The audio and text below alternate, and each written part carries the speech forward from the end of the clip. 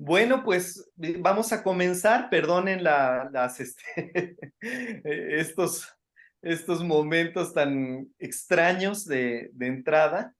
No voy a poder leer el texto que preparé, pero quiero dar la bienvenida al tercer año de las actividades de este seminario de lectores de Jean Robert y de Silvia Marcos, porque en esta ocasión vamos a comenzar a integrar a Silvia Marcos como parte del seminario, ya que es la compañera de casi 50 años de Jean Robert y el diálogo que establecieron juntos a lo largo del tiempo, pues se va a ver reflejado en el curso de este semestre.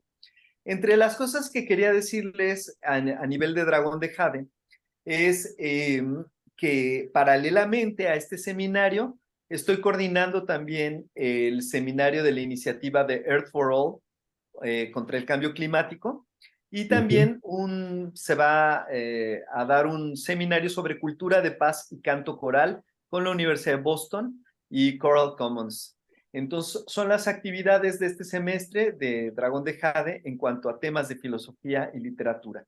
Eh, Maestra Silvia Marcos, dejo a usted la palabra para esta bienvenida. Bueno, pues quiero agradecer mucho esta invitación que Héctor me ha hecho, muy insistentemente que incluya parte de mi trabajo en este seminario de lectores de Jean Robert. Como él dice, 2 años tenemos de estarnos enfocando casi exclusivamente en puros trabajos de Jean. Y ahora lo que vamos a investigar, y es lo que se me hace a mí más difícil, para decirlo francamente, es ver cómo nos tejimos juntos, Jan y yo. Porque miren, una pareja de un hombre y una mujer, ¿qué hace la mujer generalmente? Todas las académicas amigas mías, Yunash, ¿qué hizo? Pues acaban con el apellido del marido y acaban de secretarias del marido. Les limpian, les editan, les hacen todo. Entonces, en mi caso nunca fue ese el caso. Fuimos una pareja con cada uno su camino muy bien delimitado intelectualmente, con sus límites, pero lo que es más difícil de detectar y que yo espero poder hacerlo más explícito es en qué nivel éramos uno, Jan y yo, teniendo cada uno un camino o un área que parece diferente. Yo me he dedicado a Mesoamérica, me he dedicado a pueblos indígenas, me he dedicado a la teología india y sobre todo me he dedicado al feminismo.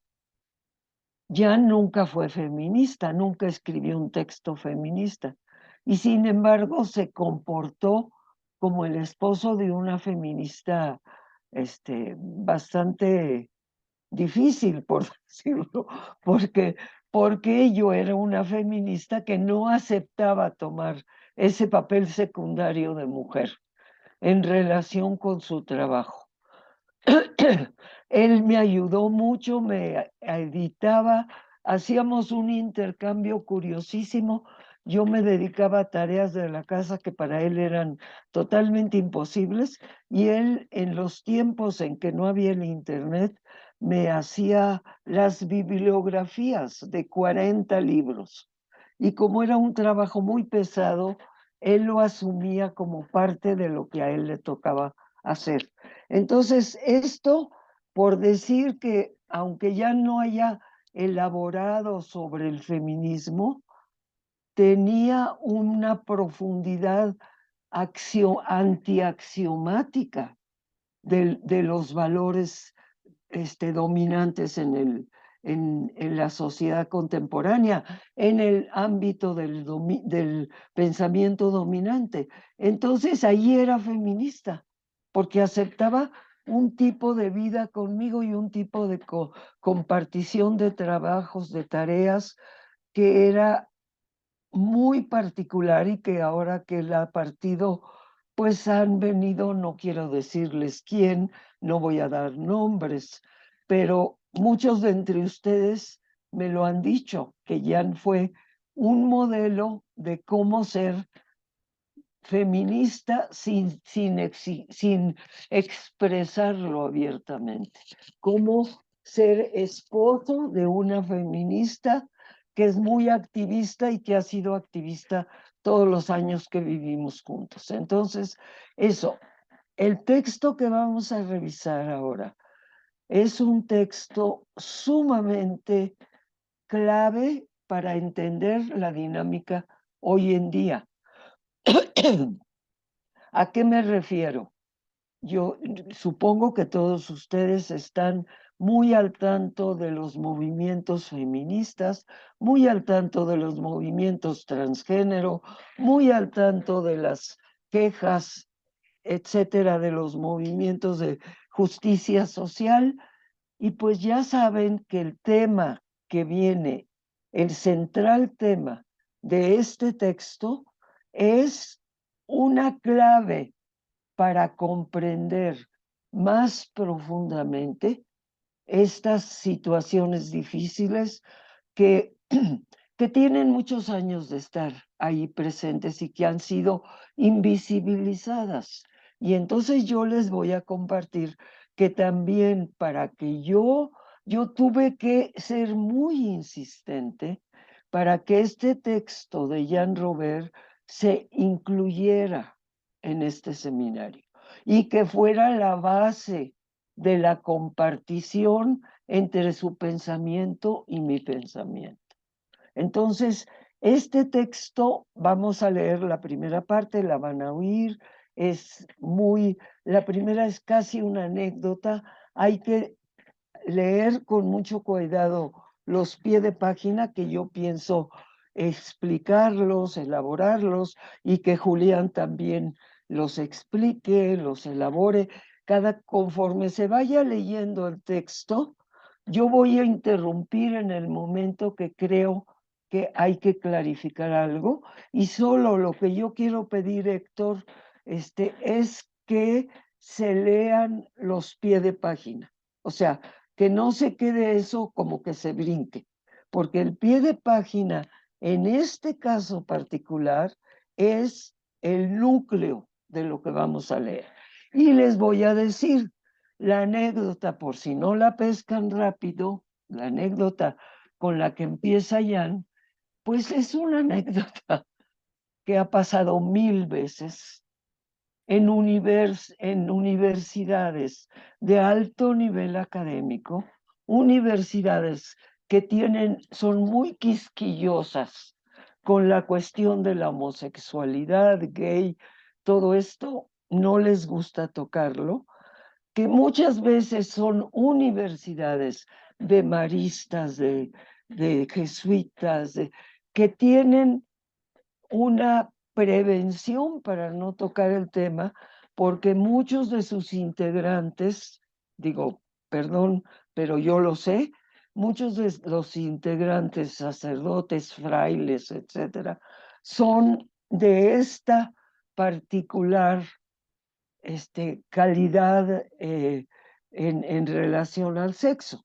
Entonces son personas que no caben muy bien en el contexto de lo que se llama el sexo normal. Entonces todo este artículo, por eso yo pienso que lo tenemos que leer muy despacio, que nos deje mucho tiempo para comentarlo, tanto a Julián como a mí, porque ahí vamos a ver la expresión del pensamiento dominante en estas universidades que tratan de ocultar y de disimular y de olvidar que tienen entre sus miembros gente con esas elecciones más allá del género, que tienen elecciones del género vernáculo. Porque si yo quiero sintetizar en qué consiste lo que vamos a leer ahora, es el piso sobre el cual está anclado el pensamiento de Iván Illich en el género vernáculo, el pensamiento de Jean Robert del género vernáculo y mi pensamiento del género vernáculo. Entonces, el piso está en esta forma de concebir lo normal hablado sexualmente. Entonces, el sexo es una construcción social. Y ahí, para eso, ahorita todas las grandes, el movimiento feminista mundial está atorado, está discutiendo, se están subdividiendo y subdividiendo los feminismos en torno a qué hacer con esta categoría que está súper bien elaborada en el género vernáculo, que Jean Robert lo retomó, yo lo retomé y yo lo apliqué en Mesoamérica y sigo aplicándolo en Mesoamérica. Entonces, esto es lo que vamos a revisar con este artículo. Y entonces, con esto yo creo que comenzamos la lectura.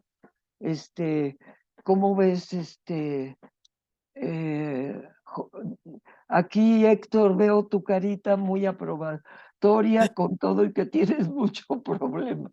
De, de- Y gracias Silvia, gracias por todo. También quisiéramos dar la bienvenida a Fray Juan Julián Cruzalva, que nos va a acompañar en esta sesión con sus valiosos comentarios. Solamente una pequeña semblanza de Fray Julián Cruzalva. Es maestro en teología moral y teología ecofeminista, miembro de la Cátedra UNESCO de Derechos Humanos de la Universidad Nacional Autónoma de México y miembro de Iglesias por la Paz, profesor y coordinador del Diplomado de Acompañamiento Pastoral de Comunidad Teológica de México. Es pintor y grabador. Bienvenido, Fray Julián Cruzalva.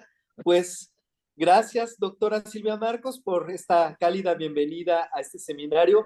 Agradecemos a los 22 participantes que están en este seminario de manera presencial y le voy a pedir a nuestro amigo, ay, nuestro amigo, eh, ¿quién? Enrique. Enrique Snyder. Enrique Sí, Snyder, que por favor nos comparta ya el texto para comenzarle a dar lectura. ya está compartido, ¿se ve? ¿Sí? Si lo puedes hacer un poquito más grande, mejor. Más grande, veamos. Eso está mejor. ¿Está bien? Sí, ahí está mejor, sí. Bien. ¿Quién empieza con la lectura? Oh, Tú mismo, Enrique. muy bien, voy. La construcción social del sexo. Jean Robert. Al enfrentarse al asunto de la homosexualidad, Jean Robert se sumerge en la historia de la sexualidad para descubrirnos que tanto la homosexualidad como la heterosexualidad son construcciones históricas del poder y de la sociedad económica occidental. Afirma que estas construcciones nada tienen que ver con lo que existía antes del sexo y del poder de las instituciones. Por un lado, la intimidad de lo que Iván Illich llamó el género vernáculo.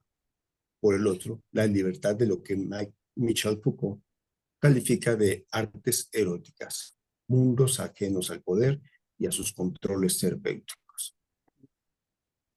Bien, inicia el texto. Mis primeras conversaciones serias sobre lo que llamaré provisionalmente la cuestión homosexual, locución intencionalmente escogida para evocar la cuestión judía de Marx, que más tarde retomó Sartre, tuvieron lugar alrededor de 1980. Vemos Por favor, el si pie de puedes página. leer la nota. Ay, sí, La, véanla, ¿no? la nota está citando a Carlos Marx, la cuestión judía, sur Judenfrecht, bueno, Dutch, francés, sur Booker, 1844, Jean-Paul Sartre, Reflexiones sobre la cuestión judía, de Barcelona, Six Barral. ¿Sí? ¿Seguimos? Sí, claro, siga. Bien, entonces va. En esa época, mi compañera Silvia Marcos organizaba, entre otras cosas, reuniones de búsqueda de alternativas a la psiquiatría, a las que acudían varios jóvenes que se autodefinían gays. Al espíritu de aquel tiempo, estos muchachos no solo tendían a presentarse como miembros de una minoría discriminada, sino que la manera que tenían de llevar sus demandas al público se parecía a la de otros grupos minoritarios. Con ellos solía discutir 4 cuestiones. 1. ¿Son los homosexuales un subgrupo que, para conquistar respeto y posiciones en la sociedad en general, tienen, como las mujeres, que exigir visibilidad como los negros norteamericanos, representación en las instancias de poder como los judíos, el cese de viejas actitudes discriminatorias y de viejos prejuicios y, como los jóvenes y los viejos, el reconocimiento de sus capacidades y necesidades específicas? Segundo, admitiendo que No sé si pudiera haber un comentario a esta parte hasta aquí, en este punto. Eh, Silvia o Fray. Julián. Okay.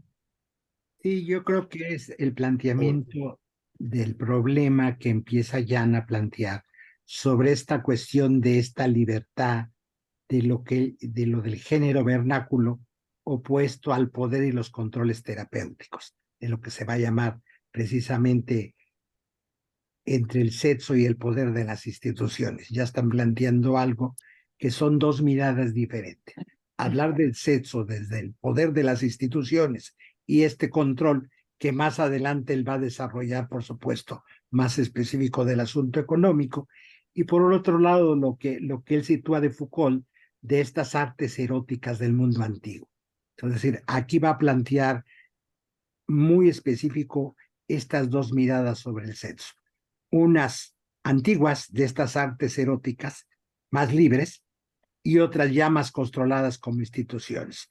Y lo que pareciera que hoy predomina, pues no es tan antigua esta mirada, ya lo está planteando de entrada. Y ya después, pues él va a plantear los elementos de esta primera discusión, es decir, estos jóvenes que no acababan de entender tampoco, Jan está teniendo una mirada muy crítica. Yo creo que Jan, pues muy bien formado en el pensamiento de Ivan Illich, lleva a que hay que tomar distancia de las cosas que estamos convencidos. El tema, la sexualidad, pues lo que entendemos sobre sexo nos está planteando a tomar distancia de esto que estamos convencidas y convencidos, que no siempre ha sido así como hoy lo miramos y comúnmente creemos que siempre ha sido mirado así. Entonces, una primera invitación a tomar distancia de esto que estamos convencidos. Y empieza a deconstruir con argumentos, a hacer un ejercicio crítico. Ya desde la primera cita está dándonos argumentos comparando con la cuestión judía. Es como ir quitando las capas de una cebolla cuando ya estuvo el asunto. Oh, sorpresita, hay otra capa. Y a lo largo de este artículo, Jan va a ir quitando muchas capas y va a someter a este criterio precisamente de dudar de las certezas. Lo que uno creyó siempre sobre la sexualidad, terminar dudando y llevándonos a este juego antiguo de las artes eróticas y cómo recuperarlo ante esta sexualidad controlada. Y ahí va a plantear la cuestión homosexual precisamente en una sexualidad más amplia, más libre, no solo homosexual, sino de una sexualidad profunda en general, decir. Por un lado, empieza a analizar ideas, valores, principios, creencias. Hay que dudar y deconstruir las cosas. Yo el primer comentario que haría en esta primer cuartilla es dudar y deconstruir las cosas. Hay que hacer muchas preguntas. Hay que volver a plantear de otra manera las cosas.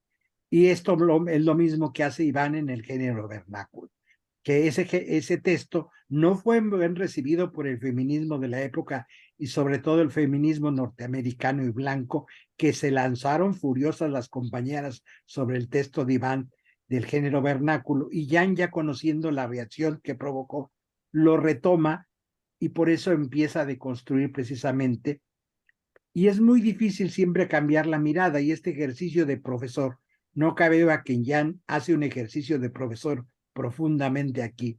Recuperamos este profesor.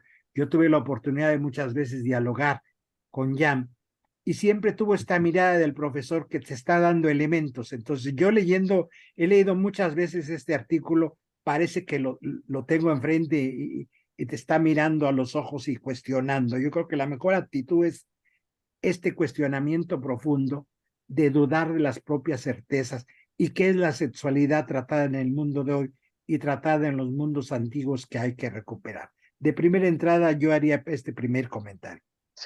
Perfecto. Pues, Sí. qué Seguimos. bien, mucho gusto.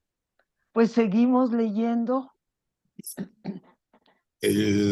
Termino en la segunda cuestión. Admitiendo que urge hacer la historia de esta cuestión, es más importante retrasar la historia de los homosexuales, como lo quiso hacer, por ejemplo, John Boswell. Ahí está una referencia. Es cristianismo, tolerancia y homosexualidad. Los gays en Europa Occidental desde el comienzo de la era cristiana hasta el siglo XIV. Muchnik, Editores, Barcelona, 1992. Según uno de sus comentaristas, esta obra ofrece una interpretación revolucionaria de la tradición occidental, argumentando que la Iglesia Católica no siempre había condenado a los homosexuales a través de la historia, sino que lo hizo a partir del siglo XII o XIII. Anteriormente no había demostrado interés por los casos de amor entre hombres. La cristalización de un concepto unívoco, de una etiqueta de homosexual, es contemporánea de los esfuerzos de predicadores e inquisidores por equiparar la herejía con otras disidencias como las de las devociones o de la conducta. Y Se cierra la... sí, yo Sí, creo que este pie de página es este pie de página. importantísimo. Es muy importante porque fíjense aquí, ya Jan está dándonos muchas citas, muchas Sí. lecturas para ver cómo es un proceso de construcción histórica, tanto la homosexualidad como el sexo, como todo lo que tiene que ver con el sexo, es la mirada de Jan y la mirada de Iván, es verlas como construcciones históricas. Entonces hay que estar muy pendiente en toda la lectura que vayamos haciendo de cómo nos va dando poco a poco Jan Robert datos para entender en qué momento y con qué ejemplos o con qué revisión histórica, que lo vamos a ver un poco más adelante, se puede ir construyendo la historia de lo que hoy nos parece el sexo. Pues el sexo es igual en todo el mundo, ¿no? O sea, hay una especie de creencia que sexo, pues claro, es igual. Todos somos. Entonces vamos a ver, ahora sí, sigamos Vamos. leyendo el texto. Bueno, seguimos aquí en la cuestión. ¿Es más importante retrasar la historia de los homosexuales o dedicarse a una tarea mucho más difícil, ambigua y sujeta a malentendidos, la de volver a trazar la historia del heterosexual químicamente puro? Una Aquí historia, está aquí hay otra esta frase de químicamente. hacer a ver, ¿cómo era una Sí, historia? No, ¿cuál era? A ver, vuélvelo a repetir a ver, eso. La la historia de del heterosexual, químicamente químicamente puro. puro. Esa Sí, es todo el final que busca Jan con este artículo. y ahí hay Tratar, una cita. tratar de hacer o trazar la historia del heterosexual químicamente puro, que ahorita nosotros todos creemos que es lo normal.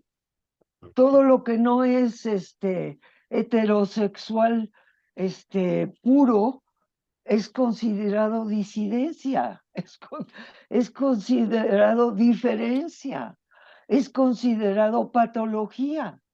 O sea, es impresionante cómo hemos estado forjados históricamente a distorsionar de tal forma, pero hay en el fondo una fundamentación económica, una fundamentación en el capitalismo, en la forma de producción que tiene el capitalismo, en la forma de relación. Por eso este texto es sumamente político, aunque no parece que sea político. Es sumamente crítico del sistema capitalista.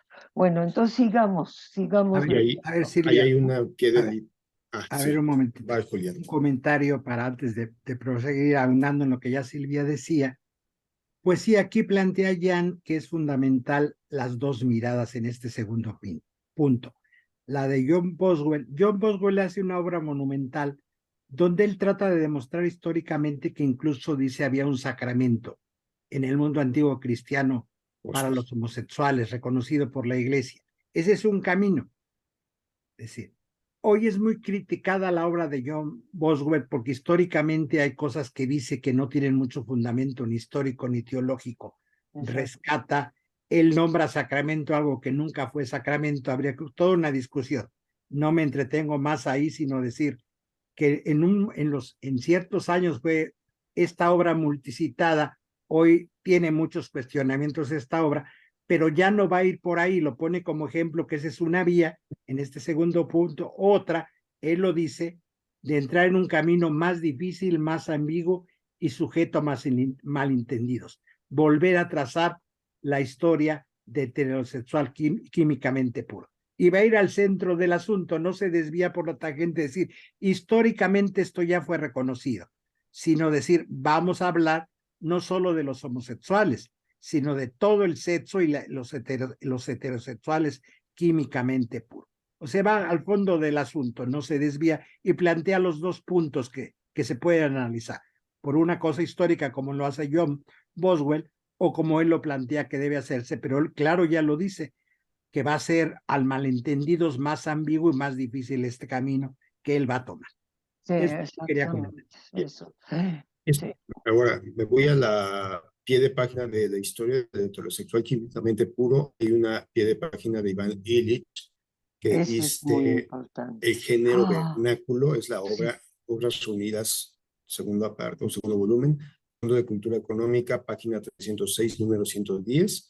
Ahí hay un título, entre comillas, de La historia del heterosexual y cita textualmente, paralelamente a la historia del desviado, marcada por la exclusión, actualmente se debería escribir una historia del humano normal, del heterosexual. Mientras no se conozca más de la ortopedia conceptual que antecede a la construcción social del heterosexual, masculino o femenino, no se podrá comprender el carácter económico de la pareja conyugal y de nuestra sociedad sujeta a la producción mercantil. Fin de la cita. ¿Ven? Ay, no, es que aquí está en cápsula todo el artículo está en cápsula y este artículo espero que lo podamos ir discutiendo, debatiendo, presentando, porque como tiene tanto contenido, es mejor quedarnos poco a poco, aunque sea un texto de 17 cuartillas, tiene para muchos comentarios y sobre todo de esto de abrir un término para ver, paralelamente a la historia del desviado, fíjense, marcado por la exclusión, actualmente se debería escribir una historia del humano normal, del heterosexual. Mientras no se conozca más esta ortopedia conceptual que antecede a la construcción social del heterosexual masculino o femenino, no se podrá comprender el carácter económico de la pareja conyugal y de nuestra sociedad sujeta a la producción mercantil. Entonces, esto lo vamos a ir viendo en este artículo poco a poco a que llegue a la parte de la producción mercantil. Ahí va a llegar Jan al final de su artículo. Bueno, entonces, Terminamos la segunda cuestión. sí, La segunda entonces, cuestión, viendo después los de... miembros del grupo, a ver, ¿quién sigue leyendo? Termino la segunda cuestión y sigue leyendo la tercera cuestión alguien.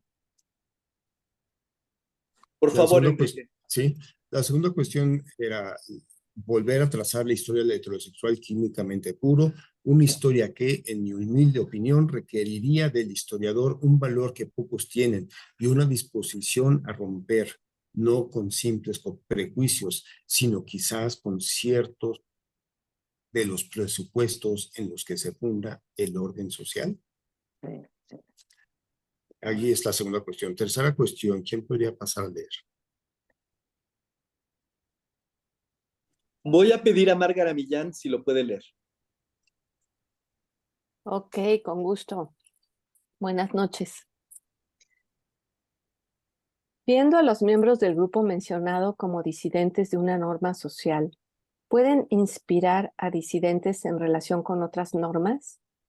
En otras palabras, yo que me considero un disidente de las ideas y prácticas económicas dominantes, ¿tendría sentido definirme como un gay de la economía y diseñar acciones de resistencia con otros gays, entre comillas, declarados y definidos en términos comparables?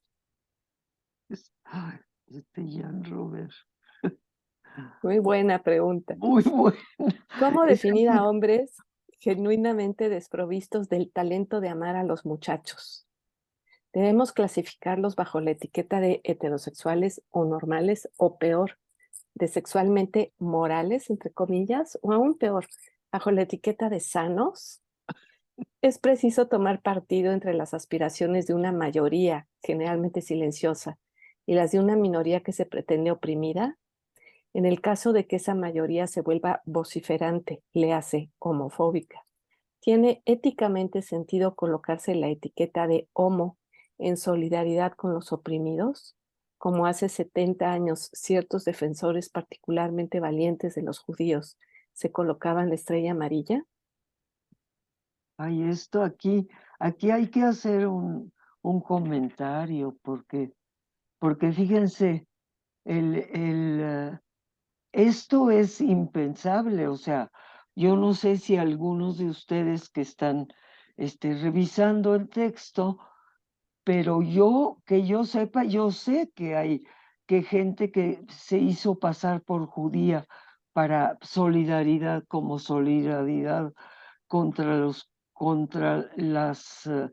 abusos o las violencias contra los judíos. Eso lo he sabido. Que alguien se haga pasar por gay para que lo consideren gay para poder ser solidario de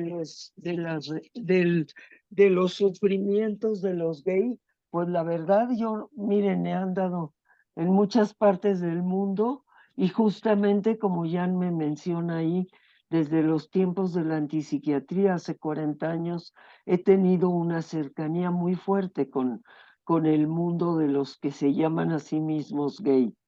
Y yo nunca he visto un no gay que se diga gay para apoyarlos. O sea, yo no. Es como algo que sale del contexto de los valores sociales y que entra en el ámbito de lo moral y de lo terrible, de lo monstruoso casi. ¿Por qué? Porque es considerado desviante, inmoral, no natural, no espontáneo. Entonces, yo creo que aquí esta pregunta que hace Jan, pues es para hacernos reflexionar el nivel de abuso y de violencia que se ejerce, porque nadie se atreve a autodenominarse gay simplemente para ser solidario de los gays en nuestra sociedad. Bueno, ya con esto hay que seguir leyendo. Pero ya aquí ya hay una Miguel tiene... una contribución muy importante para la dinámica social presente en la relación, en este caso, con los que se llaman a sí mismos gay. Nada más eso quería puntualizar. Miguel tiene ¿Quién quiere una hablar? mano levantada. ¿Dijiste que Miguel Valencia? No sé. ¿Sí? Sí, bueno, yo nada más quería hacer una breve observación con relación a estos defensores particularmente valientes de los homosexuales. Yo creo que yo he visto, no sé si muchos o algunos casos de personajes que en el cine, en el teatro, no son homosexuales y aceptan hacer obras de teatro el papel de gays, con lo cual rompen, para mi gusto, pues o contribuyen a ayudar a esa desmitificación. Y en el cine, pues también recuerdo algunos que han hecho papel de gays no siéndolo. Y esto, pues, si se tiene en cuenta la historia del cine y del teatro, yo creo que es una cuestión significativa de esto que se está mencionando en este párrafo. Gracias. Muy bien. Bueno. Sí, a ver si me permiten también un comentario cortito en torno a esto. Creo que sí, varios de la lucha social es uno de los temas que quiebra siempre el asunto de la solidaridad con estas disidencias sexuales. Como decir, hay un límite en la solidaridad. Siempre cuesta mucho a la gente que es solidaria socialmente este tema y a las izquierdas latinoamericanas les ha costado muchísimo. Como anécdota, yo recuerdo en una marcha del 2 de octubre, hace más de 40 años, había un grupo, la primera vez que marcharon en la Ciudad de México disidente antes de las marchas de la diversidad, esto fue en 2 de octubre, me acuerdo que eran pocos y los contingentes antes de ellos se separaron muchos metros y los contingentes posteriores a este grupo se separó muchos metros. Les hicieron el aislamiento total. Ir a una marcha solidaria del 2 de octubre, la gente era de izquierda, pero este tema ahí planteaba que hay límites hasta dónde ser solidario y con quién. El tema de estas disidencias sexuales rompe. Dice, sí es muy fuerte para poder como asumir. Es decir, gente muy solidaria aquí normalmente en América Latina se rompe ante este tema, esta solidaridad. Entonces, esto que plantea Jan es muy interesante y muy profundo. Sí, exactamente. Ay, qué bien. Bueno, pues entonces, hay que seguir leyendo, ¿verdad? Sí, por favor, Margara, sigue leyendo. Atrás de esas cuestiones hay una pregunta general sobre la disidencia y la buena manera de darle expresión en la sociedad en la que vivimos. ¿Cuáles son los estilos de la disidencia? Para que el acto disidente pueda tener un contenido revolucionario, tiene que evitar 3 trampas: la locura, la santidad y la criminalidad.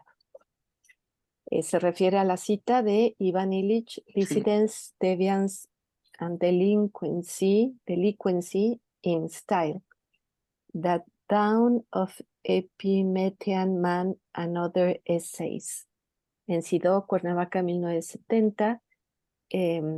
Solo llamo revolucionario, es la cita, solo llamo revolucionario, entre comillas, un acto que cuando aparece dentro de una cultura establece irrevocablemente una nueva y significativa posibilidad, una transgresión de fronteras culturales que abre un nuevo camino.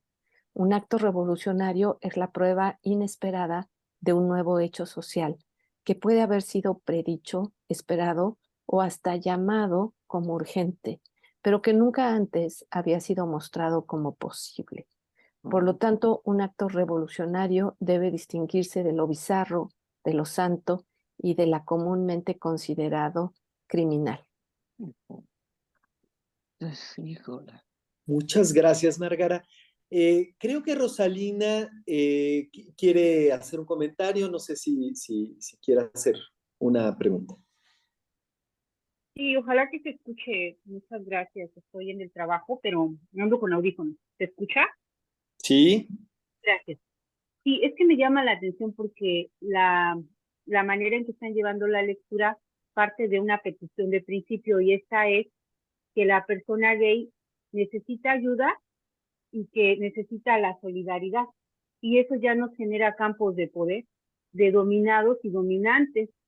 Y esta lectura se me hace muy importante a la luz de los tiempos que nos están tocando, porque, bueno, yo, por ejemplo, hablo de aquí de California, y yo veo que hay un apoyo enorme a la cultura gay, pero al punto de tomarla casi como discurso exclusivo. Y por supuesto la mercadotecnia la está tomando que no veas, en la moda, en el consumo. Y estaba hace unos días en una reunión política y estaban discutiendo de qué forma ayudar a las prostitutas eh, que son bisexuales y se están yendo a estas peticiones del placer por sí mismo per se en una forma, yo siento que como constituyendo un nuevo paradigma.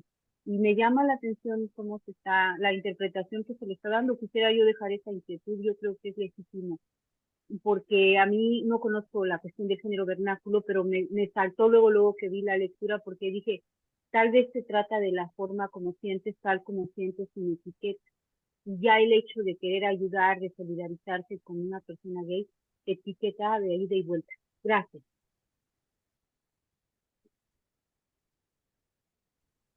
gracias Rosalina. Voy a pedirle a Margara que siga leyendo. Ahora bien, he usado palabras que de ahora en adelante me propongo dejar progresivamente de pronunciar. Como lo sugerí, los términos homo, hetero y gay son etiquetas y como tales, heterodefiniciones. Definiciones que unos imponen a otros, frecuentemente imputaciones. El que quiere hablar de la percepción que tiene de sí mismo, de su autocepción, ¿necesita esas etiquetas? Adoptarlas no es conformarse con prejuicios mayoritarios. Definirse, por ejemplo, como hetero, químicamente puro en oposición a homo, ¿es realmente una autodefinición o emula más bien la pretensión del fariseo que agradecía a Dios por no parecerse al publicano pecador? ¿No es el puro reflejo de una norma social interiorizada como complejo de superioridad? Esas preguntas dinamitan los cimientos sobre los que yo mismo me proponía construir mi argumento, contra etiquetas que falsifican el reconocimiento del otro. Para dar forma a mi perplejidad, empezaré con una anécdota biográfica. Doy clases en una escuela de inspiración bien pensante. Hace tiempo, en un curso de historia de la filosofía, un colega dijo que los filósofos griegos antiguos solían practicar la pederastía, literalmente el amor a los jóvenes, lo que en el espíritu de quienes acabaron por castigar y despedir a este colega era sinónimo de homosexualidad. Dijo más, según este colega, en los siglos clásicos en Grecia, la pederastía era una institución educativa lo más cercana en este tiempo a lo que hoy llamamos pedagogía. Al sancionar a este profesor, la dirección de este establecimiento educativo quiso dar una advertencia a cualquiera que tuviera la intención de faltarle al respeto a los fundadores de la filosofía, Sócrates, Platón, Aristóteles, Fedro, Fedón o Genofonte. Poco después, en una clase que yo impartía, hice leer a mis alumnos el diálogo Fedro de Platón. La historia es conocida, pero no puedo resistir el placer de contarla. Bueno, pues aquí hay comentarios que hacer. Hay muchos comentarios que hacer. A ver, ¿quién? A ver, yo tengo un primer comentario. Ujú. Precisamente en torno a lo que el comentario anterior señalaba, precisamente Jan pues pone como las trampas de la que habla, precisamente, para que algo sea revolucionario. Aquí me parece muy importante. La locura, la santidad y la criminalidad. Porque cuando no se es criminal, pues parece que es lo contrario, la santidad. Y hoy está pecando mucho de esta cuestión, por eso Jan es muy crítico de estas miradas de decir, desde dónde las disidencias revolucionarias tienen que evitar estas trampas, precisamente, porque seguimos jugando. Porque si no pasamos de una criminalidad a una santidad muy fácil y creemos que ya avanzamos en el asunto. Por eso Jan es crítico en este aspecto, que es disidente, y lo que ya lo menciona en la nota 4 precisamente, en torno a esto que decía la compañera un poco de la lectura que se estaba haciendo, decir, las etiquetas de hetero, de homo, de estas autodefinición por otro lado, decir, quién las pone, desde dónde las pone, cómo limita, y hay juegos de poder obviamente en esto, que Jan, por eso Jan está previendo contra estas trampas. Entonces sí me parece que esta parte de esta página, la 5, es importante de ir desmenuzando e irnos deteniendo un poquito más en esto que llama estas 3 trampas. A mí me parece fundamental eso.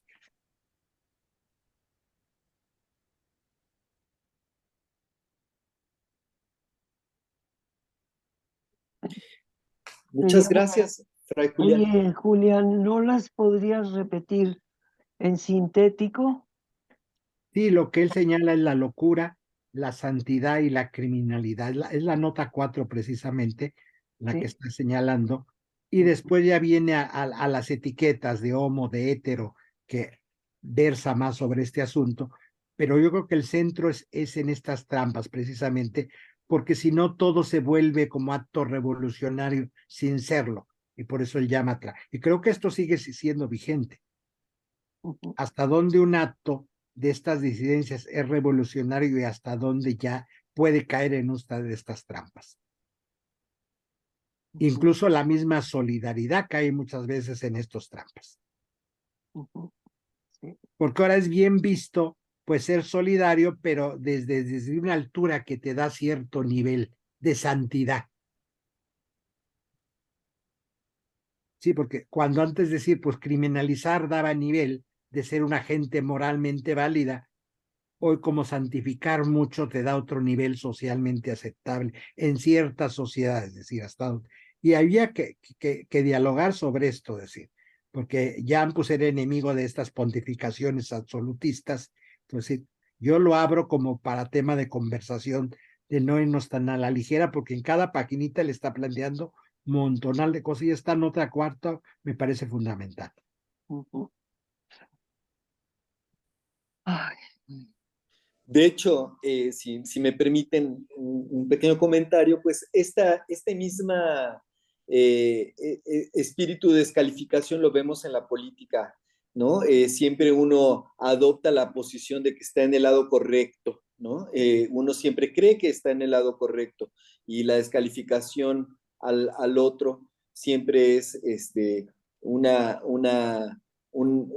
descalificación que parte desde una posición de superioridad moral, ¿no? Que hoy lo vemos muy, muy constantemente en todos los discursos de uno y otros lados. Y es muy pertinente hacernos puntualizar que la locura, la criminalidad y la santidad son 3 trampas, ¿no? Importantes. No caer en ninguna de ellas al abordar estos temas. Ay, ay, ay. Bárbara Millán tenía la mano levantada. Sí. A mí me parece sustantiva esta nota y la reflexión a la cual deriva, porque quiere decir revolucionario es aquello que abre el horizonte de posibilidades Sí, eso fue lo que dijo. en una vida colectiva, digamos, en la cual nos reconocemos unos a los otros. Entonces, esa diferencia de la cual está hablando Jan, que puede ser la homosexualidad, por supuesto ha sido criminalizada, también ha sido tachada de locura, para eso hay que curarlos, y también, digamos, la contraparte ha sido santificada, ¿no? Entonces, me parece que es justamente esas tres actuaciones que tiene el poder, o sea, la cultura hegemónica frente a las disidencias. Y que entonces lo que está señalando Iván y que también está haciendo Jan cuando dice, bueno, entonces, ¿qué? ¿Me debería de convertir en gay? ¿O debería de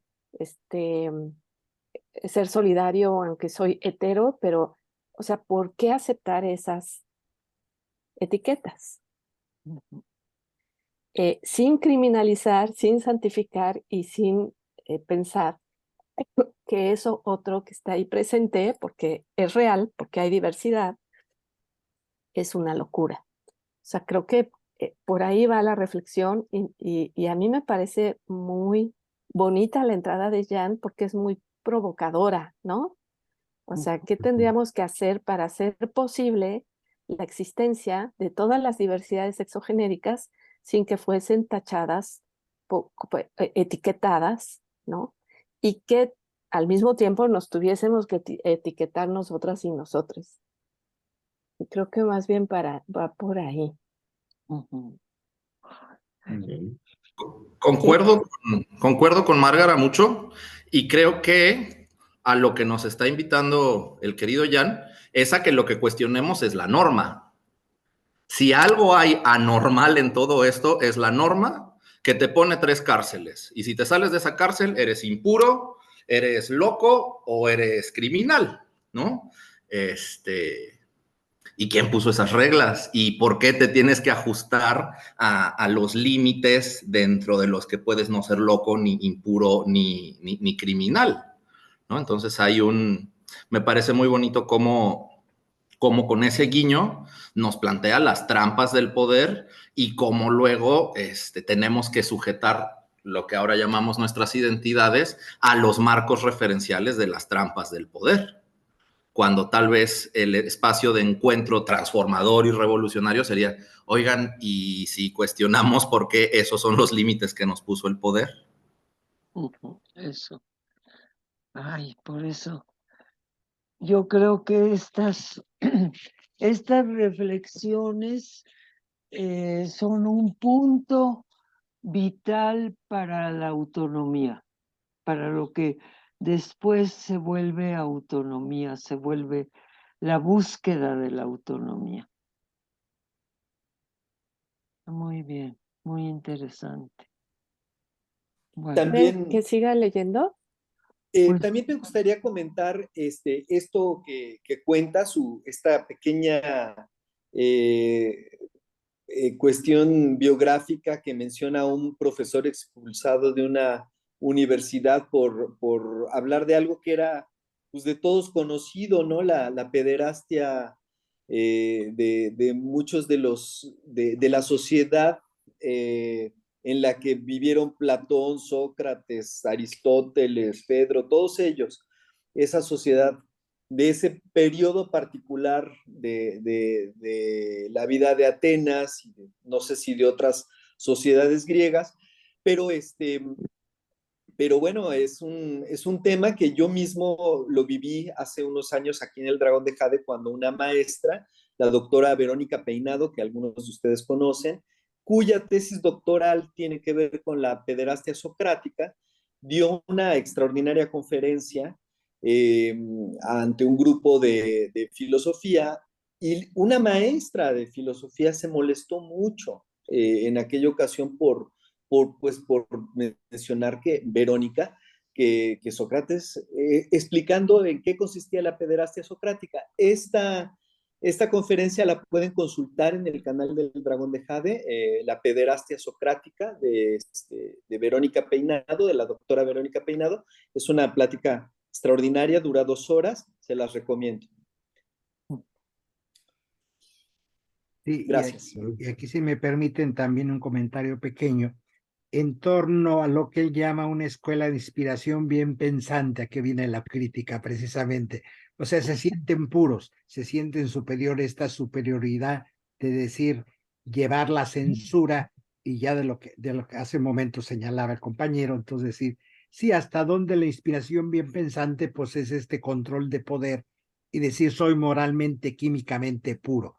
Es decir, hasta dónde esta norma convertirla a histórica, eterna, fundamentalista y de lo que es ser bien pensante. Yo creo que Jan muy divertidamente está haciendo esta crítica profunda a muchas de nuestras instituciones académicas bien pensantes y aquí entra toda la colegialidad del mundo cristiano en el aspecto que aunque sea universitario pues no permite el pensamiento libre y tiene límites en este aspecto. Sí, yo conozco muchísimas universidades en el mundo de inspiración cristiana que pues hacen esta censura fuertísima en nombre de lo bien pensante, en nombre de la moral, en nombre de todo esto. Entonces decir, ¿hasta dónde ese nombre de esto o ese nombre de una superioridad no marcada, no llamada, porque siguen otra mente en lo puro, en lo que llaman etiquetamente puro, decir nosotros somos bien pensantes, tenemos valores, tenemos principios y el resto de la humanidad no lo tiene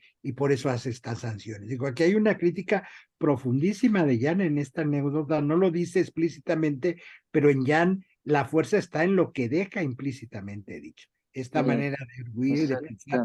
Creo que en este artículo lo más fuerte está en lo que no dice y que señala de pasadita, pero está haciendo una crítica contundente. Ya habló antes de esta superioridad interiorizada, complejo de superioridad. Ahora nos da un ejemplo de eso precisamente, de este complejo de superioridad. Ay, qué bien, qué bueno. Muchas gracias, Fray Julián y todos los personajes. No sé si Servando. Yo quiero hablar. Alicia y Servando quieren hablar. Sí, Alicia, perdón. Sí, es que hay que definir lo que es pederastia y cómo se veía en esa época también, porque, pues digo, yo precisamente dentro de esa Universidad de Inspiración Cristiana, pues también en algún momento tuvimos un conflicto con Jan cuando estaba narrando pues este artículo o algo, entonces hay que definir, yo creo que es un concepto posterior esto, ¿no? Sí. Es todo. Sí. Bueno, ¿y se escucha?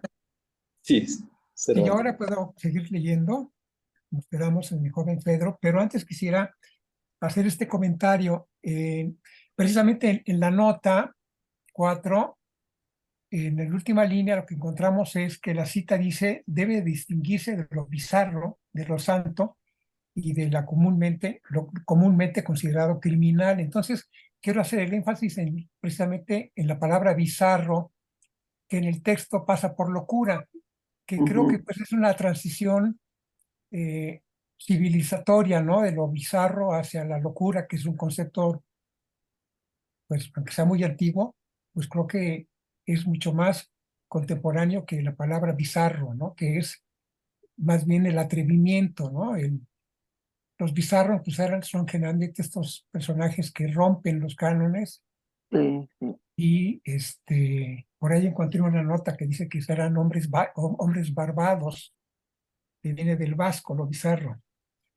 Entonces, pues, a partir de eso de lo bizarro, pues es precisamente el partir de una fractura, ¿no? Y en lo que menciona Jan de qué actitud tomar desde la heterosexualidad hacia las disidencias, pues está el caso de este músico genial, Lou Reed, donde, pues, en su canción Walk on the Wild Side, precisamente, él, que es un personaje con una apariencia muy masculina, y cuando toca sus conciertos, pues está sin mangas, en t-shirt, y con mucha masculinidad canta esta canción, donde describe a un personaje que viaja de Florida a Nueva York, y en el camino se rasura las piernas y él deviene en ella. Y entonces tiene que caminar por el lado salvaje, walk on the wild side. Entonces, pues, podemos recordar, ¿no? El ritmo, ¿no? Y la musicalidad de esa canción y cómo juega con lo femenino y lo masculino. Entonces, creo que esa es una expresión revolucionaria precisamente. Y pues este autor, este gran músico y cantante, pues hace esto en el año 72. que es un año donde pues hay mucha expresión en el mundo occidental precisamente sobre el espacio para las disidencias, y se da precisamente pues en el espacio artístico, ¿no? Del rock. Pero bueno, ya puedo leer si de eso se trata. Y iba.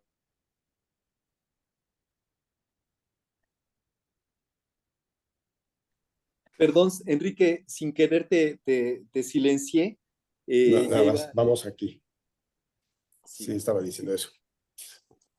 Ahí vamos, ¿no? En un día el joven Pedro Servando quiere leer, ¿verdad? Sí. Bien, dice así. Un día, el joven Fedro, alumno de aquel hijo de partera que inventó la mayéutica, el arte de hacer parir ideas, tocó a la puerta de su maestro y, excitado por un supuesto descubrimiento, le dijo: he resuelto un acertijo complicado. Si tengo dos pretendientes, ¿debo de escoger al que más me quiere o, por el contrario, al menos apasionado? Si me prestas benévola atención, te demostraré que la razón exige que escoja al que menos apasionadamente me quiere. Pedro inicia su penosa argumentación, pero Sócrates lo interrumpe después de unas pocas frases. Fedro, le dice, diviso un bulto bajo tu túnica, parece un rollo. Tú sabes que no soy amigo de los sofistas, aquellos pretendidos filósofos que ponen sus ideas por escrito antes de expresarlas. Deja de simular filosofía, que para Sócrates es esencialmente oral, y mejor, déjame leer el rollo que para impresionarme aprendiste de memoria. Y para hacer sentir cómodo a su discípulo, y después del regaño, añade: ven, acompáñame, caminemos hasta el pequeño río Ilicius y sigamos esta conversación con los pies en el agua. En el camino, Pedro confiesa que el rollo que había escondido en su pecho era obra de un amigo que por su edad se encontraba a medio camino entre él y Sócrates, Lisias. Podemos estar seguros de que se trataba de aquel hijo de inmigrantes sicilianos que tenían una gran fábrica de escudos de bronce en el Pireo y eran dueños de numerosas casas en las que recibían a los filósofos y que fueron despojados por golpistas derechistas poco antes del año 400 a.C. Lisias era un ardiente defensor de la democracia, cuyos bienes fueron confiscados por los 30 tiranos del año 404 a.C. Después de escapar a Megara y de su condena a muerte, regresó arruinado a Atenas, a la calle de los tiranos. Sabemos que se desempeñó como logógrafo, hoy lo llamaríamos abogado. El encuentro entre Fedro y Lisias quizás sucedió en casa de otro rico amigo de los filósofos, Epícrates, ateniense, Calos Cagatos, de Alcurnia, a quien los golpistas no se habían atrevido a despojar. Después de invocar a las ninfas del río Ilicius, Sócrates se quita las sandalias e invita a su discípulo a imitarlo, y hace algo que este partidario de la expresión oral no hace en ningún otro pasaje de los diálogos de Platón. Escribe, o mejor, traza con su dedo algunas palabras en la arena. Luego se libra a una crítica interna o periástica de la demostración de Lisias. Digo crítica interna, porque partiendo los presupuestos de Lisias, no solo demuestra que su argumentación está plagada de errores de razonamiento, sino que comprueba, mejor que Lisias, que si Fedro tiene dos pretendientes, tiene que escoger al que menos lo quiere. Fedro escucha sobrecogido. Luego pregunta a Sócrates: ¿por qué mientras hablabas te tapaste la cara con tu túnica? Porque no dije lo que realmente pienso, contesta este, y se lanza entonces, sin taparse la cara, a una crítica que llamaría externa, porque pone radicalmente los presupuestos del autor criticado en cuestión.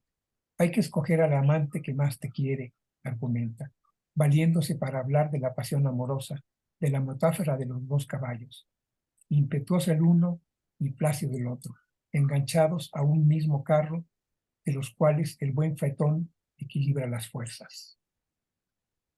Para volver al lado propiamente biográfico de la anécdota, no fui expulsado de la escuela como mi colega.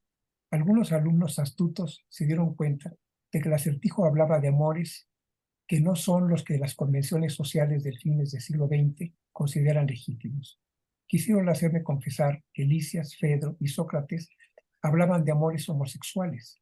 Contesté sincera y diplomáticamente: en absoluto, no puede ser, porque Lisias, Fedro y el mismo Sócrates vivían antes del invento de la sexualidad, siglos antes.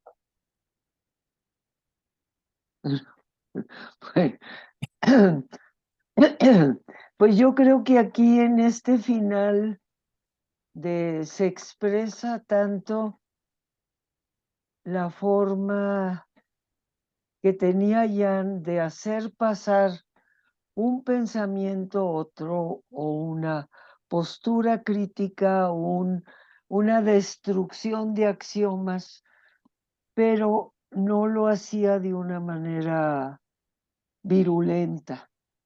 Lo hacía con humor muy frecuentemente. Yo recuerdo, hacía reír con un chiste y entonces todo el mundo se reía y captaba, pues los que captaban, captaban. Los que no captaban, pues ni modos, pero se reían porque se les hacía chistoso lo que había dicho. En este caso, fíjense cómo resuelve él, porque le llega a él directamente la crítica, o sea, le llega directamente a que él se tenía que definir si estaba de acuerdo o no estaba de acuerdo. Entonces, contesté, dice, sincera y diplomáticamente: en absoluto no puede ser, porque Lisias, Fedro y el mismo Sócrates vivían antes del invento de la sexualidad, siglos antes. Entonces, ahí que no se pudieron poner en contra de él, no le dijo la universidad que iba a perder su puesto de profesor, no lograron, porque con esta maravillosa capacidad de erudición que tenía, logró salirse de la situación difícil sin comprometer lo que él creía. No se comprometió. No existía la sexualidad. Y entonces el siguiente parte del artículo, cuando lo vayamos viendo, yo no sé, Héctor, hasta aquí quedamos que lo leíamos, ¿verdad, Héctor?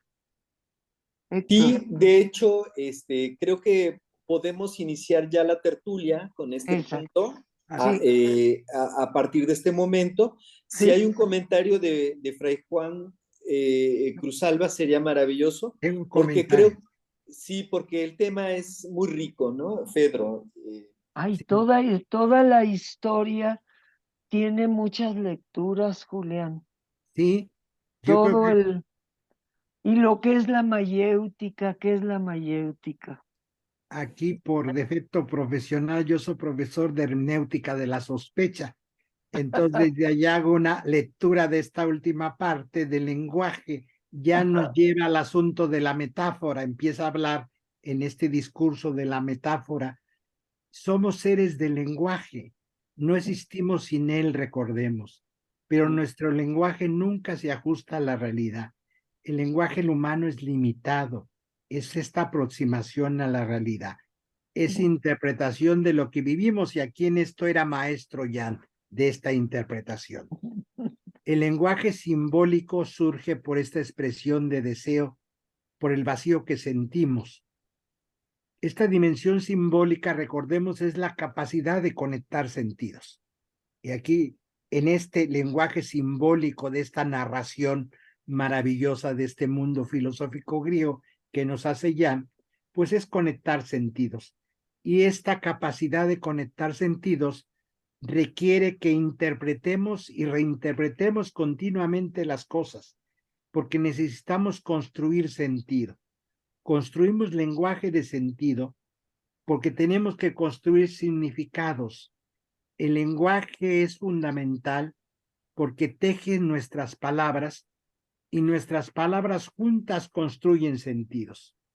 Y es lo que hace Jan en este sentido, es dar el sentido más que el asunto histórico, porque como él mismo se está riendo y jugando, está hablando de un tema que se va a construir posterior, el sexo y la sexualidad, y que podemos caer en la trampa de pelearnos en el asunto de la pederastía cuando no es el tema de la construcción de sentido que ya nos está llevando. Creo que es una riqueza metafórica esta narración que Yana hace precisamente y que pone en crisis varios de nuestras escalas de valores y sistemas sin darnos cuenta de que ese lenguaje, y él mismo lo dice, es un lenguaje metafórico. Yo ahí pondría para abrir un poquito y animar la discusión y en entrarle en este sentido. Bueno, pues le voy a pedir a Enrique Snyder que ya deje de compartir el texto para que nos podamos ver y así entre todos, pues poder darnos la palabra unos a otros respecto a este texto, hasta lo que vamos.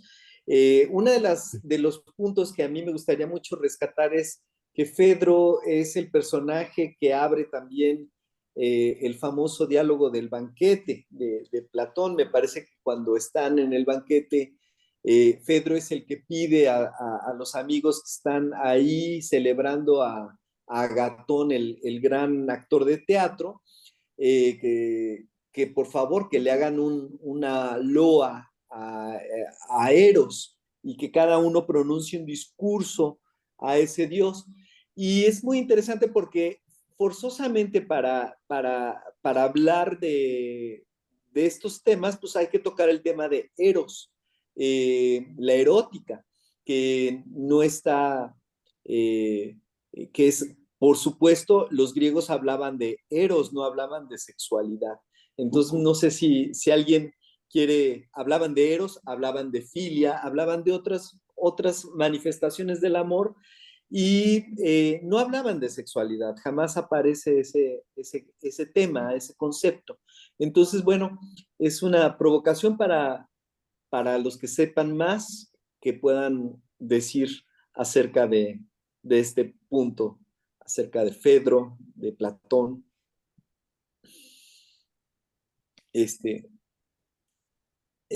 Márgara Millán, por favor. Pero no voy a hablar de Fedro y de Platón, Muy bien. sino siguiendo lo que estaba diciendo justamente Julián. Yo creo que además del uso metafórico, lo que estamos, o sea, lo que Jan nos está mostrando es cómo la modernidad actúa anacrónicamente, o sea, cómo la modernidad proyecta su propia constitución, por ejemplo, de género, como si fuese la de toda la vida, ¿no? Y por supuesto, la de la vida occidental. Y acá, pues de un plumazo, nos está recordando Jean Robert algo que algunas feministas críticas de género también nos han dicho, y es cómo la construcción de género y por supuesto la construcción de la sexualidad es una construcción de naturaleza recíproca a la sociedad que la construye. Entonces, historizar esas relaciones es absolutamente necesario. Por eso lo que estaba preguntando también Alicia, lo que estaba colocando, ¿no? Bueno, espérense, lo que sucedía ahí era la pederastía, eso que pasaba ahí era homosexualidad. O sea, ¿por qué tenemos que ver con los ojos de hoy y de las construcciones que hoy se han instituido? Y ahí tiene que ver esta cuestión, ¿no? De la locura, la santidad y la criminalización frente a aquello que no es o que no pertenece a un orden hegemónico, que es cultural, que es de género, que es económico, que es político, ¿no? Entonces, creo que lo hace además de una manera, pues, súper linda, ¿no? Muy interesante y como diciendo, bueno, ¿y cómo los voy a acusar de eso si en ese momento ni siquiera ese concepto existía? No se le nombraba así. Y ahí, bueno, viene todo lo que tú quieres ahora introducir, ¿no? Jesús en relación a, pues, eso que es la erótica y que ha estado ahí siempre, cómo se ha construido o reducido o genitalizado o heteronormado en la modernidad contemporánea. Entonces, ahí sí creo que conectamos más, ¿no? Claro, Márgara, y además conecta también con ahí viene ya el tema del seminario de lectores de Jean Robert y de Silvia Marcos, porque precisamente la investigación que vamos a hacer paralela tiene que ver con el texto Cuerpo y Género en Mesoamérica, y ahí vemos que efectivamente las nociones de cuerpo, de eros, son muy diferentes, ¿no? De cultura a cultura, de periodo histórico a otro. Recuerdo también, ¿no? Es muy importante analizar estos textos a la luz también de otras conversaciones de nuestro tiempo y del tiempo de Jean Robert y de Silvia Marcos. Uno de los textos que me ha hecho relacionar este texto de Jean Robert, sin duda, es el texto de Octavio Paz de la Llama Doble, que algunos de ustedes seguramente conocen. Es un ensayo maravilloso acerca de la erótica. Y en algún momento menciona que nuestra época, a diferencia de la época de los antiguos griegos y también de la época medieval, pues nuestro concepto de cuerpo ha cambiado. Nuestra época en el siglo XX, en el siglo XXI, él todavía era del siglo XX, ¿no? Nosotros todavía hemos ahondado más en esta experiencia, pues él critica en una parte muy famosa de su célebre ensayo, que el cuerpo es ahora visto como una cuestión de ingeniería desde el punto de vista de Occidente, al que se le puede someter una serie de intervenciones como una máquina, ¿no? Y se le dan atributos al cuerpo que antes pertenecían a los atributos del espíritu. Y ahora, en nuestra época, a diferencia de épocas como la medieval, en donde se descubre el concepto de amor cortés y amor, pues el tema del alma se ha volatilizado, ¿no? En nuestra época las relaciones no están basadas en el descubrimiento del alma del otro, ¿no? En la erótica, vamos a ponerlo así. Entonces, cada época, hablando de la historicidad que tú mencionas, Márgara, pues efectivamente tiene que enfrentarse a nociones diferentes de cuerpo, de espíritu, o como se le quiera llamar, de alma, y esas son las discusiones que vamos a analizar a lo largo de este seminario. ¿Algún comentario? Pues yo no sé, quería comentar con ustedes porque estamos en ver cómo Jan influyó. El libro, mi primer libro, mi gran libro o mi libro central se llama Tomado de los labios, género y eros en Mesoamérica. Entonces, yo me estoy preguntando ahorita, leyendo a Jean Robert de hace unos años, de hace 10 años, este artículo,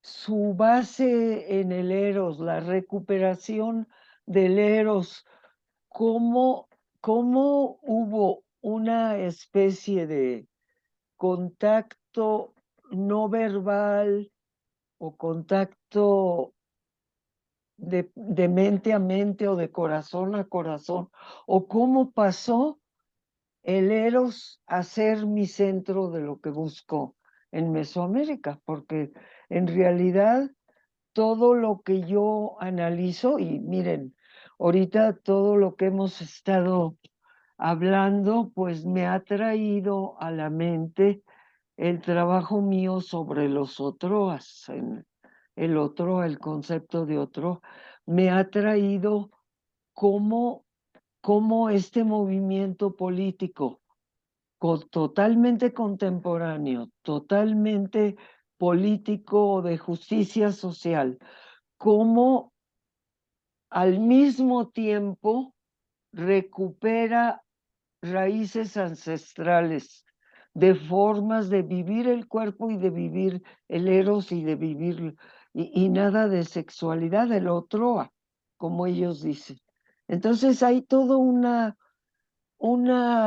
especie de interacción digo, lo estoy exponiendo ahorita aquí un poco, pues más personalmente, porque a mí todavía me da, este Héctor me metió en un camino, me tiene 2 años insistiendo en que el trabajo mío y el trabajo de Jan están interconectados. Y entonces me ha metido en un camino reflexivo de ver cómo nos fuimos conectando el uno al otro y aprendiendo el uno del otro y enriqueciéndonos el uno al otro, porque él siempre consideró mi trabajo muy enriquecedor para él, pero nunca hizo teoría de Mesoamérica. Pero cuando aparece el zapatismo, se conecta inmediatamente con el zapatismo y llega y se vuelve un interlocutor del zapatismo hasta cierto punto. Entonces, bueno, esto era algo que quería yo mencionar, porque sí, ahorita que estaban hablando tan lúcidamente Márgara y tú, Héctor, del eros y del erotismo, dije, bueno, ¿y a mí cuándo me llegó esta? Pues me llegó hace mucho, pero ¿por qué? ¿Cómo? ¿A través de qué me llegó este concepto del eros? Pues a través del trabajo con Jan y con Iván Illich y con el género vernáculo y con todas las discusiones del seminario. Entonces, pues les agradezco mucho esta reflexión tan profunda que se ha hecho hoy sobre este texto de Jan. Todavía falta, Silvia, porque Jorge Martínez Ruiz quiere tomar la palabra y me da mucho gusto porque, Jorge, recuerdo muy bien que alguna vez prologaste precisamente el libro de la doctora Verónica Peinado y recuerdo un texto tuyo sobre la erótica griega. Entonces, también tienes célebres poemas eróticos que aprecio bastante, Jorge, si puedes tomar la palabra. Gracias. Yo quiero referirme a algo que me ha impactado profundamente de el ensayo de Jean Robert que estamos ahora leyendo y comentando, y es la fuerza con que produce una demolición de cualquier clase de estabilidad frente a esta cuestión del eros, ¿no? Porque comienza haciendo una crítica respecto a lo que se llama homosexualidad, a lo gay, pero en realidad hace un trabajo que produce un impacto tremendo en la comodidad heterosexual, lo que hoy llamamos heterosexual, ¿no? Porque nos damos cuenta de que tampoco hay ninguna comprensión, ninguna visión realmente profunda de eso que hoy llamamos heterosexualidad. Es decir, produce un impacto de desestabilización. A mí me lo produce, independientemente de cuáles sean las capacidades eróticas de cada quien. Pero la tranquilidad de ese concepto, en donde se refugia la mayor parte de los seres humanos masculinos, es decir, no, la mayor parte, una buena cantidad por lo menos, ¿no? O sea, es heterosexual. Entonces es bien pensante, es buena onda, está lleno de atributos morales y de tranquilidad. Pues no, señor, porque tampoco tenemos ninguna idea clara, ni sabemos qué es esa práctica. De hecho, realmente yo no sé si existe una práctica heterosexual, ¿no? Entonces, el ensayo de Jean Robert nos mueve el tapete, cualquiera que sea la manera como personalmente ejercemos nuestro erotismo. Magnífico eso. También está Diego Ferraris, con la mano alzada. Diego, por favor. Creo que Miguel Valencia antes se había alzado y el padre Julián, pero como quieran. Bueno, si quieres, Diego, toma la palabra y después le damos a Miguel y a Fray Juan Julián. Gracias. Muy buenas noches a todos y gracias por la lectura y la invitación. Dos comentarios. El primero es, pues, agradecerles de verdad al Dragón de Jade, a las organizadoras, a Silvia, de esta elección, de sumar o de añadir o de hacer conspirar la obra de Silvia, las investigaciones de Silvia con la de Jean, porque me parece de verdad muy, muy interesante eso en la historia, en las obras.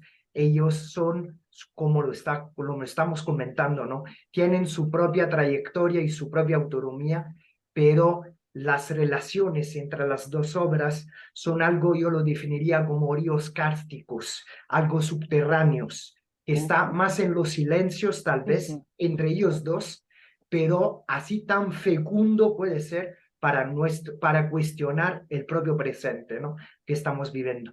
Entonces, muchas gracias por esta elección. Me parece algo sumamente, sumamente interesante eso. Lo segundo es sobre el texto de Jean. Para contextualizarlo un poco y para yo entenderlo, empezar a entenderlo cuando lo leí la primera vez, que me lo pasó Silvia hace pocas semanas, Jean, en su último texto sobre Ivan Illich, en la edad de los sistemas en Illich tardío, nos habla de cómo Ivan Illich tuvo dos grandes proyectos, ¿no? Uno de crítica a la contraproductividad y uno de crítica al presente, a la construcción de la modernidad y a las certezas, ¿no? Las axiomas.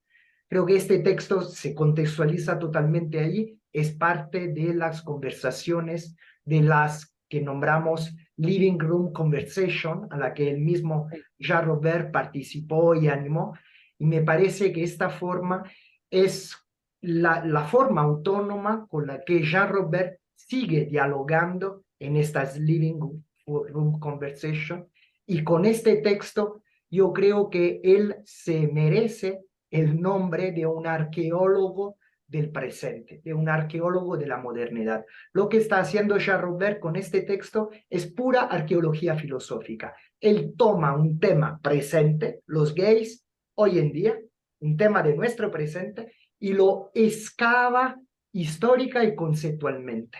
Y se va a reflexionar hasta la literatura griega, del griego antiguo, se va a reflexionar con la historia de la modernidad en este concepto.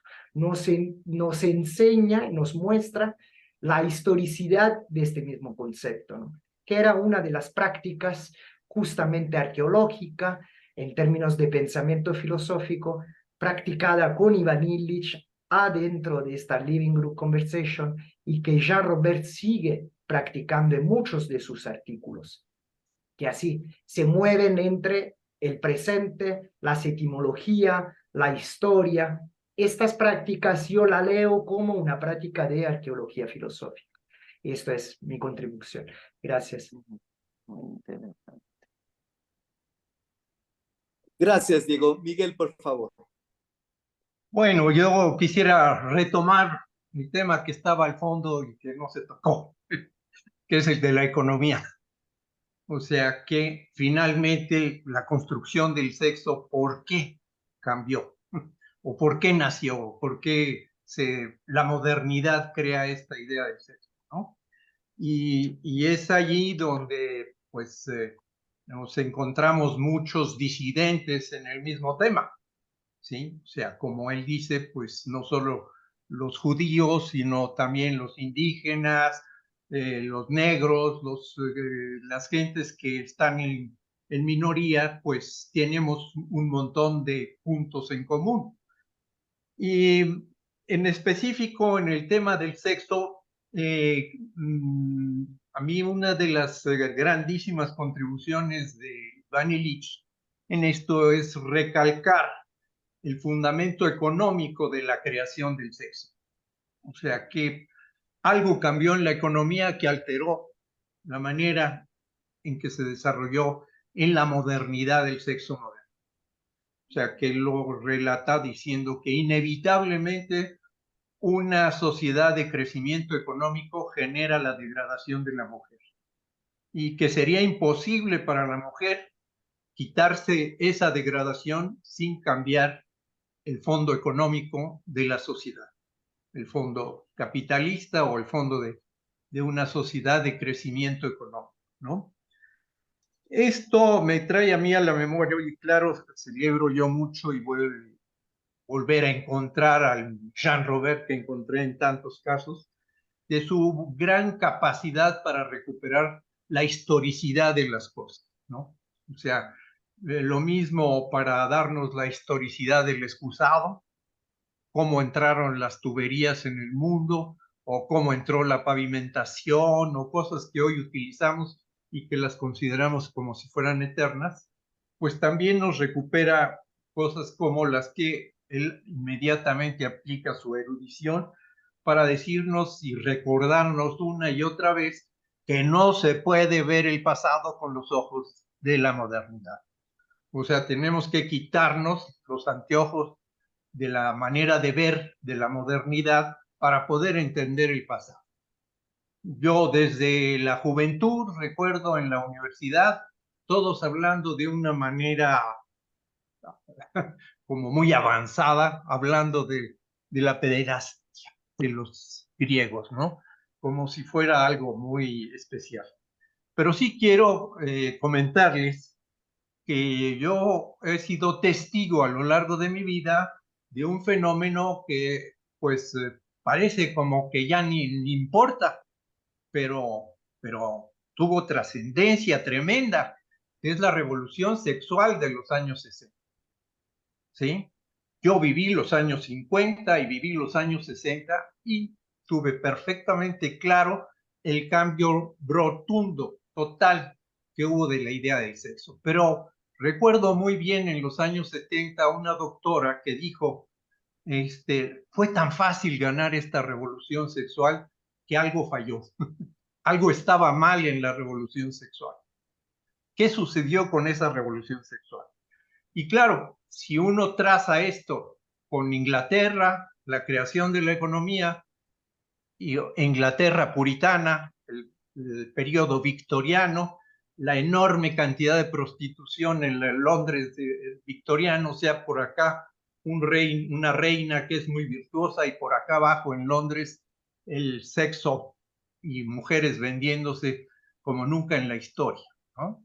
Entonces estas cosas del puritanismo de Inglaterra que impregnó al mundo y el sexismo de Inglaterra que impregnó al mundo, pues está también ligado a los grandes cambios que Inglaterra misma hizo en el tema sexual, que es el caso de Oscar Wilde, que es un caso que se volvió paradigmático mundialmente, y lo que hace después autores como que hizo Lady Chatterley, que fue un escándalo y que cambió la visión del capitalismo moderno, ¿no? En este sentido, sí creo que la cuestión de la heterosexualidad moderna tiene mucho que ver con la creación del homo económicos, o sea, su liga con la economía. Todo hombre que ve al mundo como o cree en el principio de la escasez, va siempre a querer reaccionar como heterosexual. Va a ser el heterosexual puro, aunque no lo sea. Y en este sentido veo de mucha importancia esta idea de cómo la occidentalización ha brutalmente creado una nueva forma, que es la sexualidad de hoy día, esa sexualidad que antes estaba prohibida y puritanamente oculta, una nueva cara de la degradación de la cuestión erótica. En este sentido, sí, celebro que Jean nuevamente nos dé un texto tan bello como este que acabamos de leer, que es en muy pocas frases y en muy pocas preguntas, planteó una visión que rápidamente nos deja claro lo que pues nos dijo desde los años 60 aquellos que leímos a Simone de Beauvoir, que la mujer era una construcción social. O sea, la mujer no nace, se hace, decía ella, según recuerdo.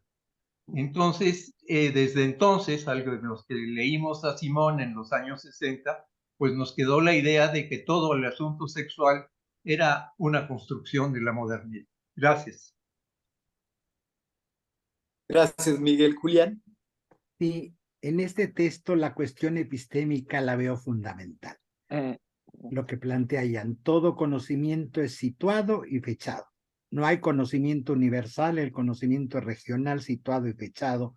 Digo, Jan es fuerte en lo que no dice, pero que está planteando, lo epistémico que aquí es central del conocimiento, y precisamente el cuerpo como lenguaje epistémico, el cuerpo como lenguaje de conocimiento. Y para mí, como teólogo, pues este lenguaje del cuerpo, de los deseos, aunque es un texto secular lo que plantea Jan, para mí es una provocación teológica de los temas que está planteando, precisamente porque conociendo a Jan no lo puedo separar su mirada epistémica y de búsqueda de este texto, lo veo y veo más escritos de él y pensamientos, y para mí desde un texto donde no habla del misterio de lo absoluto como era Jan, porque él era de una teología apofática, de asuntos de fe, guardar silencio, era muy importante para él ese tema, por lo tanto son textos más seculares, pero lo que yo veo en esta discusión profunda es un asunto de espiritualidad profundo, porque Jan en estos textos seculares es un ser profundamente espiritual, y por eso quiero compartir que entiendo como espiritualidad, no el asunto religioso, sino un asunto de espiritualidad. Para mí la espiritualidad es una invitación a sentir la vida, a ser sensible ante la vida, a dejarse tocar por la vida, a compartir la vida de una manera fina, y Jan en este texto está compartiendo la vida y su vida en una manera fina y provoca epistémicamente, a mí me provoca hablar de cuerpo, de carne, de deseos, me provoca teológicamente respuestas y búsquedas. Y esta es la maravilla de que lo que no nombra es lo que está provocando profundamente. Es un texto eminentemente secular, pero eminentemente espiritual. Y ya lo decía Jorge Martínez, el tema no es la homosexualidad, es la sexualidad provoca en gente que de estas diversidades totales, como hoy se habla, donde parte de la diversidad, por supuesto, es lo heteronormado, provoca hablar del sexo y de esta construcción social del sexo. No es el tema del texto exclusivo de homosexualidad, es más profundo lo que está provocando epistémicamente y espiritualmente ya en este texto. Por eso celebro que hayan escogido para empezar este nuevo ciclo de diálogos, este texto que une mucho y que va a unir el trabajo de Silvia, que también es un trabajo eminentemente espiritual y epistémico. Yo sí veo mucha conexión. Cada uno desde su camino tenían conexiones profundas espirituales y epistémicas de provocar la vida. Y en sus amigos y oyentes y público lector han provocado eso, y por eso en Jan y en Silvia celebro estas provocaciones teológicas que para mi trabajo me hace enfrentarme a un texto como este de Jan. Gracias, Julián. Gracias. Y pues sí, yo a veces he puesto, a veces platicando de manera pues, informal con amigos, amigas, es más fácil hablar de sexualidad que de erótica. Y es más fácil, y hablar de amor es todavía más complicado, ¿no? Todavía más. Entonces, no sé, compañeros, aquí están también Karen Carrera, Coti, Laura Castellanos, María del Rocío. No sé si alguien quiera de los asistentes, Marcelo, que no han hablado aún, no han compartido. Si alguien, si quieren hacer un comentario a la lectura de hoy. Alguien que levante la mano. Déjenme ver. ¿Están bien? Bueno. Compañeros, pues no sé si Michael está también. Me da mucho gusto que venga Michael presente desde Boston. ¿Estamos bien? Bueno, pues si quieren damos por cerrada la primera sesión de este seminario. Doctora Silvia Marcos, cedo a usted la palabra para que. Se me había olvidado que me tocaba hacer. Como no nos reunimos un tiempo, pues no sé muy bien. Yo creo que es, como ya lo oí decir mucho, este texto de Jan se ha quedado un poco no estudiado. O sea, es un texto que crea incomodidad, como decía Jorge Martínez.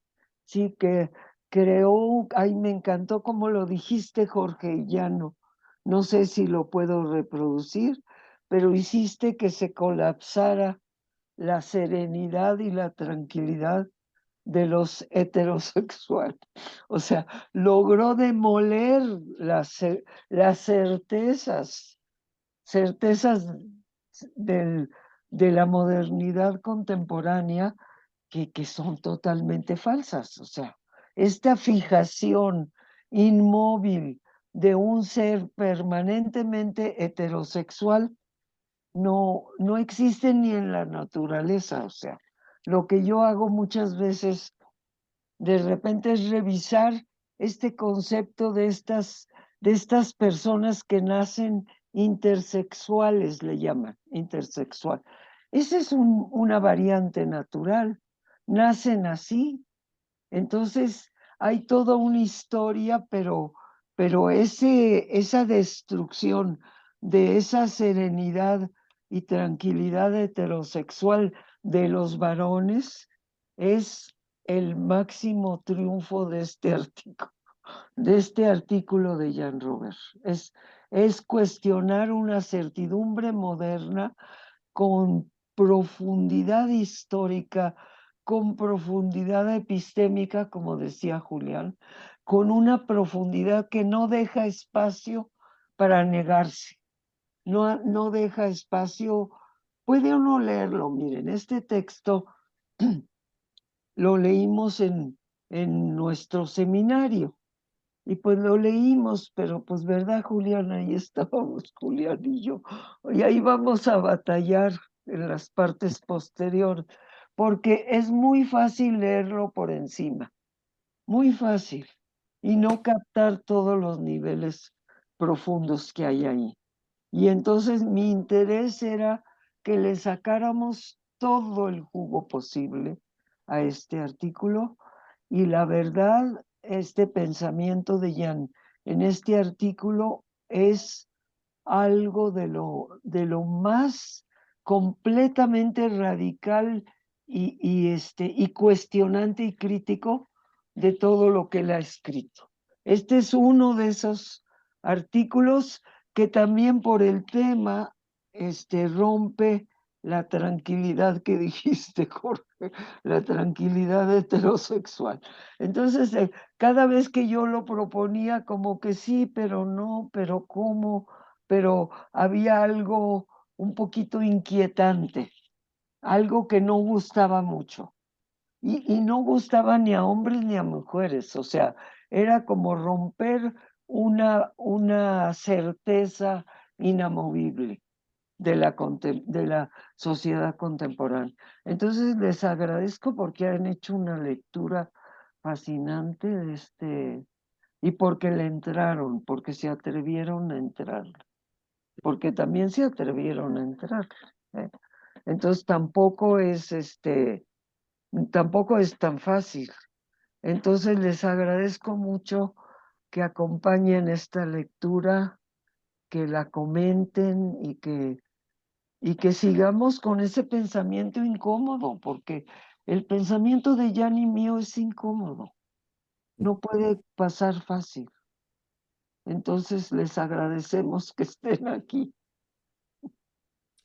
Muchas gracias, Silvia. También hay una pregunta. Claro que vamos a terminar de leer el texto. De hecho, sería muy necesario profundizar, porque nos quedamos en algunos aspectos todavía en la superficie. Por ejemplo, a mí me gustaría mucho que analicemos toda la referencia platónica. Hay muchos textos relacionados con Fedro, con el banquete, ¿no? El personaje. Sería muy bueno que pudiéramos comentarlo en una siguiente ocasión, que tal vez lo profundice. Creo que va a estar Javier Sicilia en 2 sesiones, Sí, no sé. sí. Sería muy bueno retomar. Vamos a ir poco a poco con el texto a lo largo del seminario, y también vamos a ir acompañándolo con ciertos extractos del texto de Silvia Marcos para profundizar en estas nociones de cuerpo y género a lo largo del semestre. También la invitación es que todos los que estamos participando seriamente en este seminario, que empecemos a elaborar nuestra propia reflexión. Yo, por ejemplo, les quiero pedir que escriban. En mi caso, yo tengo una reflexión paralela respecto al Tai Chi, por ejemplo. Yo veo una relación muy grande con estos planteamientos filosóficos que menciona Jean-Robert, con la experiencia que vivo en mi práctica de Tai Chi, de cuerpo. Quiero decir que mi maestro, Claudio Romanini, fue un gran amigo de Jean-Robert, que ellos dialogaban mucho, son contemporáneos, y yo que llevo 20 años de práctica con maestro Claudio Romanini, es un lujo, es una extraordinaria oportunidad para reflexionar sobre esa sensación interna del cuerpo. El soma, como le llamaban los griegos, que es cuerpo percibido, no es un cuerpo visto desde fuera o como un instrumento.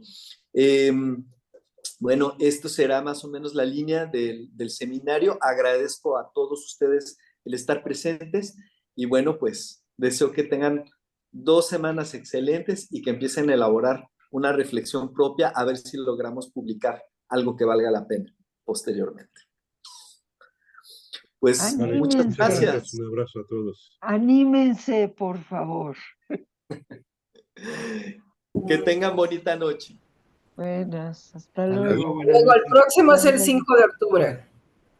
5 de octubre. Gracias, Alicia, por tu coordinación. Sí, gracias. Buenas noches. Gracias.